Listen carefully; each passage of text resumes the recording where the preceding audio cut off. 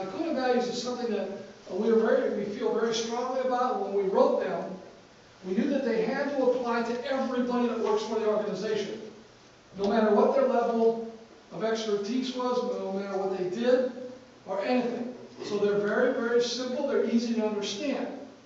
Okay? And most of us there that have been there for any length of time know these things by heart. And you don't need anything to look at. Sometimes we might need like the first word and so on like that. But number one, and these are the first 5 are for respect. Okay, once again. Respect, number 1, stands for treating others as we would like to be treated. That is the golden rule. That's our interpretation of the golden rule. Treating others as we would like to be treated. Do you treat your boss, your associates, your friends, family members, strangers the way that you like to be treated? If not, what is one action that you can take to begin doing it that way?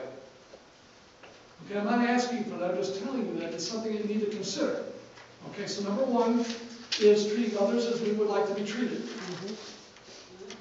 2 is listening with the intent to understand that what is being said is, and acknowledging that what is said is important to the speaker. Now, where this comes in at is, let's go to this, we talked very onset of this class about the way you grow up can make a difference in what your thought processes are and everything of that nature, right? Have you ever spoken to somebody and they said something and you stood there and you went to yourself, you gotta be kidding.